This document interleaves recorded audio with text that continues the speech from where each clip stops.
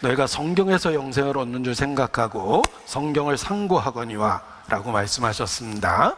자, 성경은 66권입니다. 1189장입니다. 수없이 많은 등장인물이 있고 사건과 이야기가 가득합니다. 얼핏 복잡해 보이는데 그 복잡해 보이는 성경은 단 하나의 주제를 향하고 있습니다. 그 단 하나의 주제가 바로 예수 그리스도입니다. 이 성경이 곧 내게 대하여 증거하는 것이로다. 예수께서 성경은 한마디로 예수 그리스도를 증거하고 있는 이야기다, 이렇게 말씀하십니다. 우리가 성경을 제대로 배우면 예수님을 알고 믿고 사랑하게 돼 있습니다.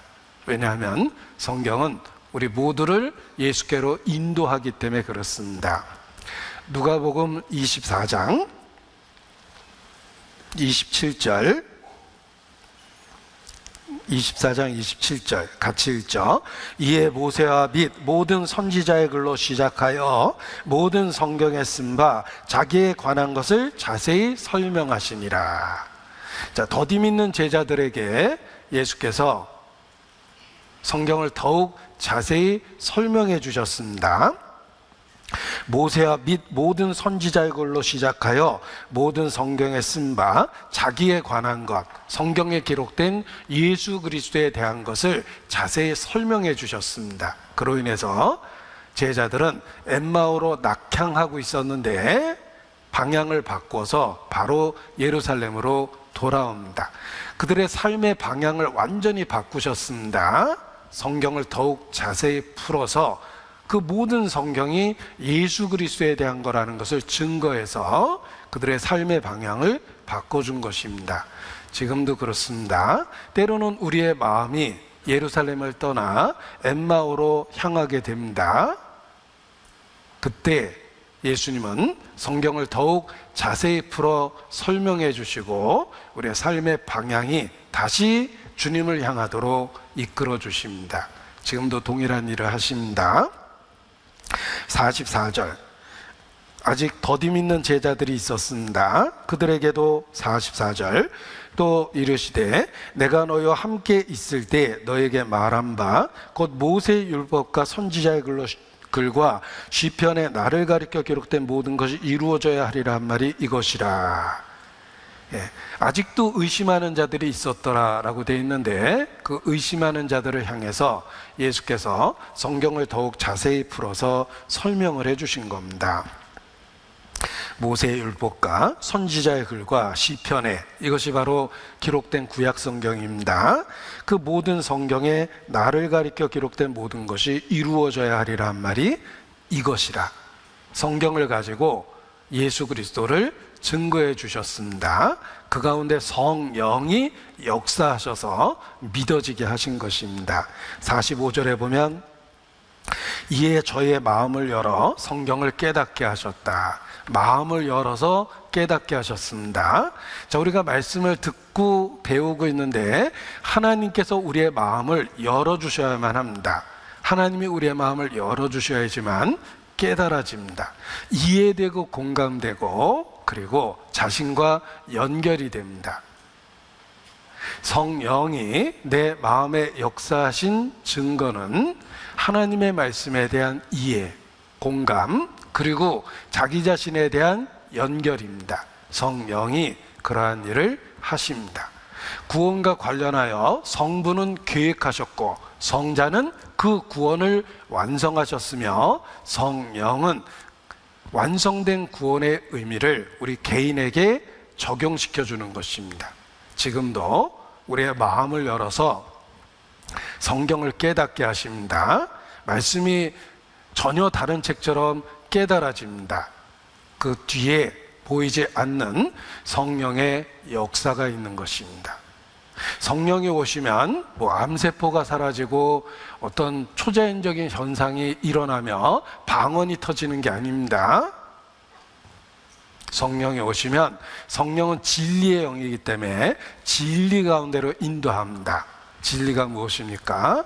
아버지의 말씀이 진리고 그 말씀이 증거하는 실체, 예수께서 진리입니다. 따라서 성령이 오시면 말씀이 깨달아지고 그 말씀이 예수님에 대한 것이라는 것을 이해되고 받아들이게 되는 것입니다. 한 주간 하나님이 내 마음을 여셨다는 증거는 말씀이 깨달아지고 그 깨달아진 말씀 때문에 한 번도 못 본 예수 그리스도를 알고 믿고 사랑하게 된다는 것입니다. 왜 내게 성령 주셔서 내 마음을 감동해. 왜 내게 성령 주셔서 내 마음을 감동해. 그 다음 가사를 강조하고 싶습니다. 주 예수 믿게 하는지 난 알 수 없도다. 왜 내게 성령 주셔서 내 마음을 감동하시고 무엇이 이루어집니까? 주 예수 믿게 하십니다. 너희가 예수를 보지 못하였으나 사랑하는도다. 이제도 보지 못하나 믿고 말할 수 없는 영광스러운 즐거움으로 기뻐하니 믿음의 결국 곧 영혼의 구원을 받음이라. 성령이 오셔서 마음에 믿어지게 하시는 것입니다. 성령이 스승 되셔서 진리를 가르치시니 그 말씀 한 절 한 절이 내 마음에 교훈되도다.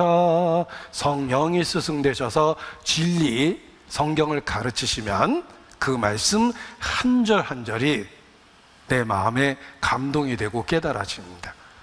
자, 예수님도 더디 믿는 제자들에게 성경을 가르쳐 예수 그리스도에 대한 믿음을 확실히 심어주셨습니다. 이것이 베드로가 전도한 방법이고 바울이 전도한 방법입니다. 성경을 가지고 강론하여 예수 그리스도를 증거하는 것입니다. 사도행전 17장 2절 바울이 어떻게 설교했습니까?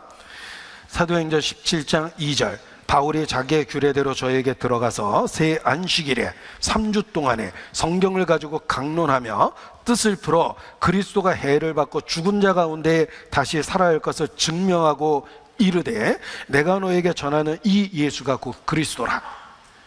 바울이 전도했던 방법입니다. 성경을 가지고 강론하여 뜻을 풀었어요. 그리고 예수 그리스도를 증거했습니다.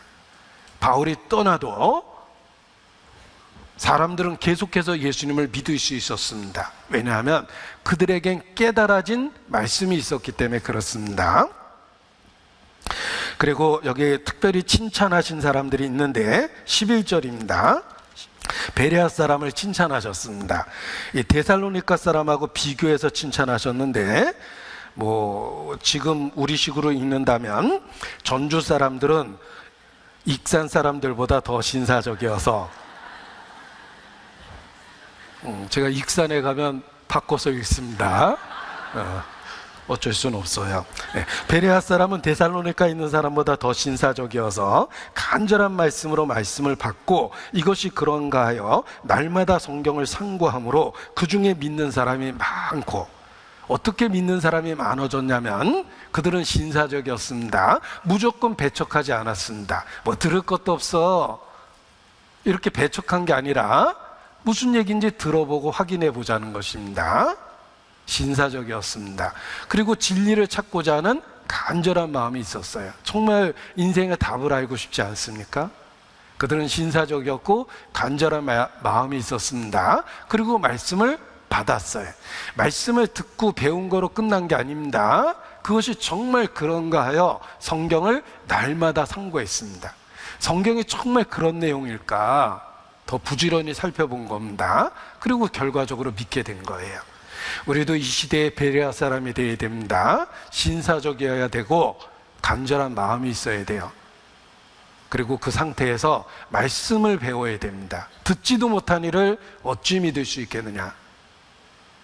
그리고 정말 그런 뜻인지 개인적으로 말씀을 자세히 살펴보면서 성경을 상고해야 됩니다. 그래서 결국 믿게 되는 것입니다.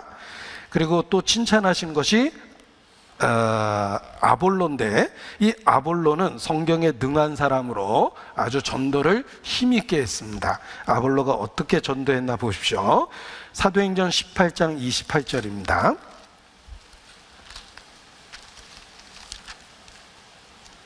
사도행전 18장 28절 같이 읽죠. 이는 성경으로서 예수는 그리스도라고 증거하여 공중 앞에서 유력하게 유대인의 말을 이기밀러라.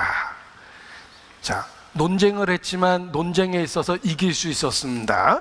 왜냐하면 성경을 가지고 증거했기 때문에 그렇습니다. 아볼로는 어려서부터 성경을 배웠고 성경에 능한 사람이었습니다. 그래서 공중 앞에서 대중적으로 설교를 했는데 성경을 가지고 예수는 그리스도라는 것을 명확하게 증거해냈습니다. 성경은 예수 그리스도를 증거하고 있기 때문에 그렇습니다. 사도행전 28장입니다. 23절 저희가 일자를 정하고 그의 우거하는 집에 많이 오니 바울이 아침부터 저녁까지 강론하여 하나님 나라를 증거하고 모세의 율법과 선지자의 말을 가지고 예수의 일로 권하더라. 자, 바울은 비록 재판받기 위해서 로마에 왔지만 그 어려운 상태에서도 끊임없이 전도했습니다. 우리도 좋은 환경에서만 전도할 수 있는 것이 아니라 개인적으로 이런저런 어려움 속에서 투병하면서 또는 삶의 무게에 지쳐서 힘들 때에도 전도를 합니다. 바울이 비록 재판받는 입장에서 죄수의 몸으로 갇혀 있었지만 그럼에도 불구하고 전도를 했습니다. 어떻게 전도를 했냐면 아침부터 저녁까지, 우리는 말씀 2시간 정도 배우는데 바울은 거의 하루 종일 성경을 가르친 겁니다. 아침부터 저녁까지 강론하여 하나님 나라를 증거하고, 강력한 증빙이 있었죠. 그 증빙이 바로 성경 자체였어요. 모세의 율법과 선지자의 말을 가지고 예수의 일로 권하더라. 자, 성경 66권은 한마디로 예수 그리스도에 대한 이야기입니다. 우리가 이순신 장군에 대한 전기를 읽었다면 어느 페이지를 읽어도 이순신 장군 이야기며 어떤 등장인물도 반드시 이순신 장군하고 관련이 있어서 나오는 겁니다. 그와 같이 성경은 예수 그리스도에 대한 이야기입니다. 창세기로부터 요한계시록까지 모든 페이지의 모든 사건, 모든 등장인물, 모든 이야기들은 한마디로 예수 그리스도와 연결되게 되어 있습니다. 그래서 이미 믿는 우리가 성경을 읽으면 읽을수록 더욱 확신을 갖고 신앙을 지킬 수 있으며 혹 위기 속에서 순교도 할 수 있는 겁니다. 이 진리를 위해서 죽어도 좋겠다라는 마음까지 먹을 수 있게 됩니다. 성경이 우리의 믿음을 지켜주고 확증시켜주기 때문에 그렇습니다. 우리는 한마디로 성경을 통해서 예수 그리스도를 알게 됐습니다. 믿을 수밖에 없는 예수. 그래서 믿을 수밖에 없었습니다.